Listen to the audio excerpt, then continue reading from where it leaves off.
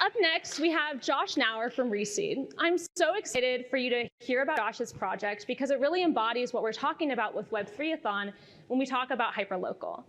He's going to get into the details, but you might not know that Web3-a-thon has 5 themes: financial health, generational wealth, sustainable cultures and community, environmental well-being, and disaster relief and response. Josh's project is one of the only ones I've seen that hits on all 5 themes through the way he's building with communities.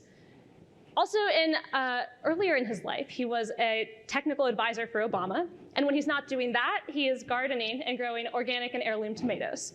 So please join me in welcoming Josh to the stage. Yeah, of course.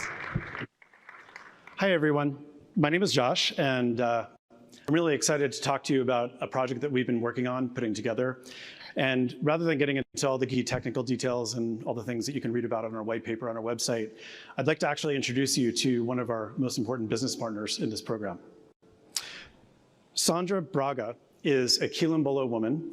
She's a farmer that's lived on, her family has been on her land in the Brazilian Amazon for over 300 years. Sandra's income that her family, and she's allowed me to share this information, the income that she generates from her farm every year is around $20,000 US. That is not enough money to keep her family stable and secure on their land, or to keep from potentially selling her land and selling out her land to the commercial developers and agribusinesses that surround her land right now and have bought out most of her neighbors. Sandra and farmers like her are on the front lines of the fight against climate change. And that's because they are the keepers of lots and lots of carbon. They store carbon in the plant material that they have on their land, in the trees, and in the crops that they plant and harvest, and also in the soil that they manage and have managed for hundreds of years, using techniques that go back thousands of years. We've measured that Sandra has about 1,000 metric tons of carbon that she stores on her land every year. All of that would be destroyed if she sells out to the agribusiness company that bought out her neighbors and are right now planting soybean crops. There are 500 million farmers in the world that are in the exact same position as Sandra. They are under threat. They are protecting the last vestiges of carbon that is stored in the ground. And if it gets released into the atmosphere, we will continue to exponentially increase the amount of carbon that we put in the air, and a dire threat to the planet. Not only that, but small farmers are responsible for 80% of the food production in the world that humans consume. The current carbon markets, though, don't value the carbon that sits on their land. Small farmers have no access to this type of marketplace, and well, I'll keep going.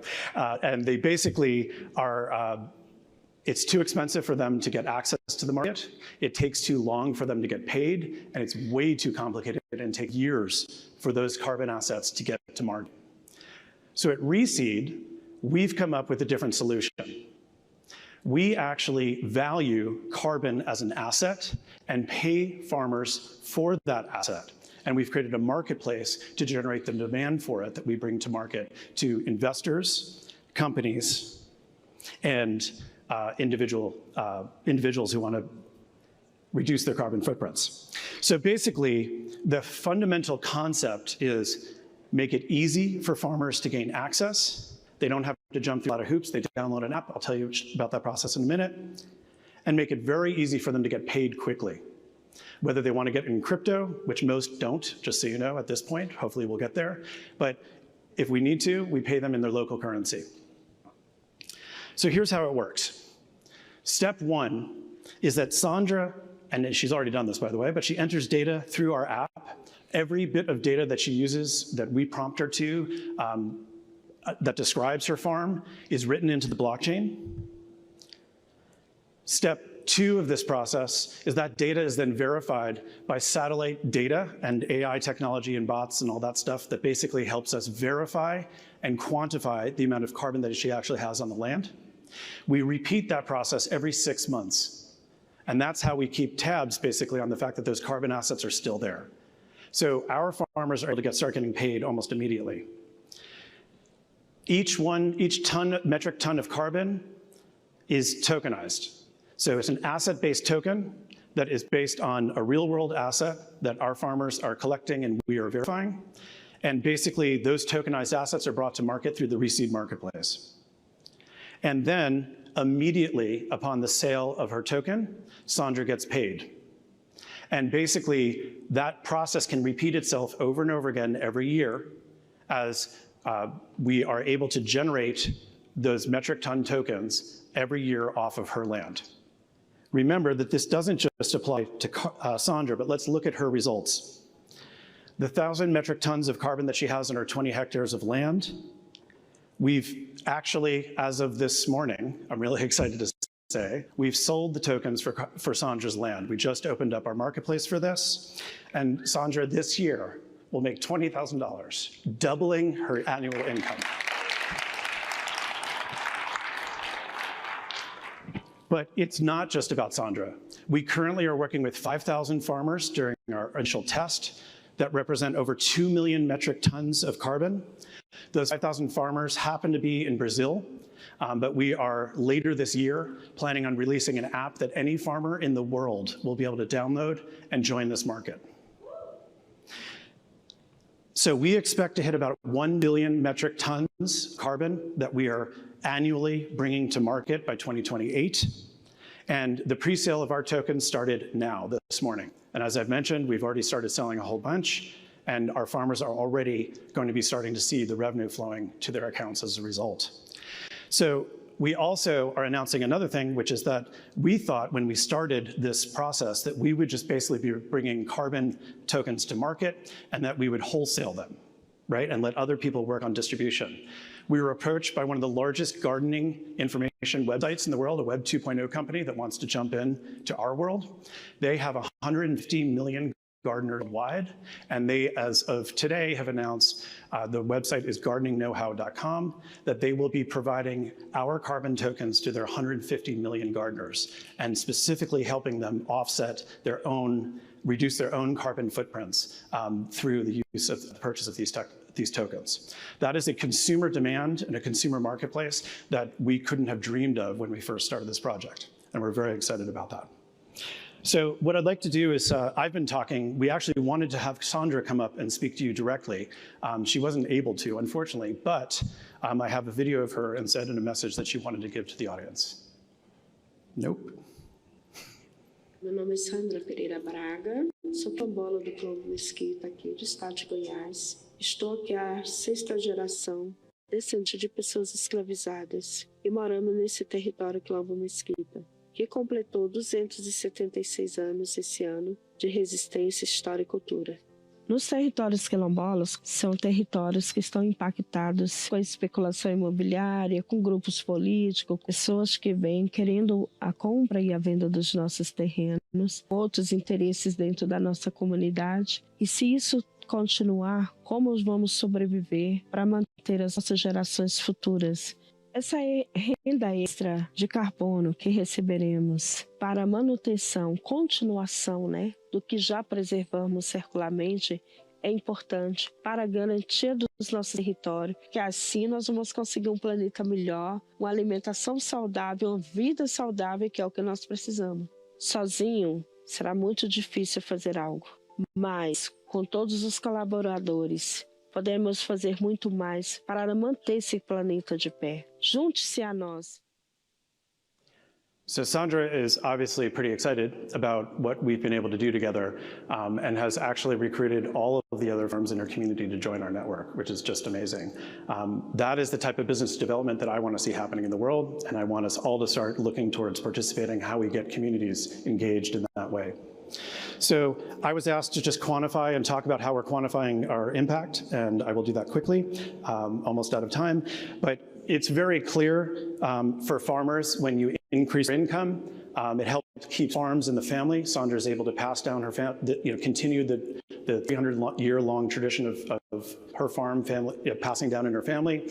When you do that, it helps improve the way of life they have and helps them feel secure, which is something that many of us take for granted.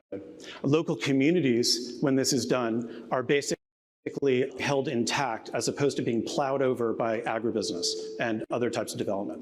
It increases funds for community programs that are needed, medical support, security, infrastructure, all the types of things that they want, and it stabilizes local business ownership and entrepreneurship in the community, which is interesting. For the planet, hopefully it's obvious, this is a plan to help reverse climate change at scale globally. If we are able to harness anywhere close to the 500 million small farmers in the world, we are going to be able to pull down incredible amounts of carbon out of the atmosphere, and it'll be one of the things that we need to do as a species to accomplish our goals by 2030 and 2050. Another important thing is biodiversity increases. The lands that we're talking about here, when you see Sandra's property from the air, you can literally see the lush rainforest that she is currently maintaining on her property. And if you look at her neighbors, they have nothing. So the biodiversity and ecosystem health goes up, global food security, and obviously it protects the planet for future generations. So in summary, we'd like you to join us.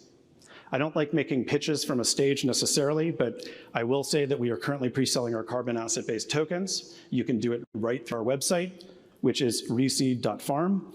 And we are also very specifically looking for companies that are interested in not just joining the global carbon trading offset market, which is very difficult to get access to and can be expensive and challenging, but to actually come up with a meaningful way to not only support their ESG reporting requirements and things they want to do, but actually to help local communities. 50% of the first token sale for any farmer, and I'm talking about that are not being staked or traded again, 50% of that revenue goes directly to the farmers. So you as your company and the companies that you know and care about can actually have a great story to tell your customer base about how you are actually not only helping with carbon, but helping local communities as well. And this is the final point. We need a blockchain. So we currently have everything in Polygon. We're doing a little bit there and all the rest. But when we actually scale up this marketplace, we are looking for, and we have an RFP that we're generating right now, to have blockchains pitch us on why we should use them.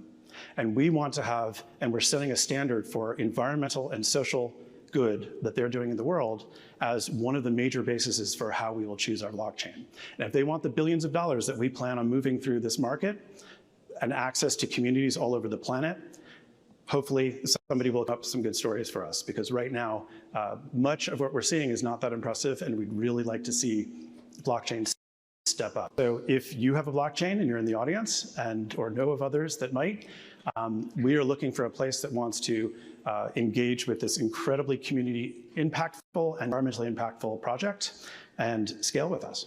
So thank you all very much, and I look forward to talking to you afterwards.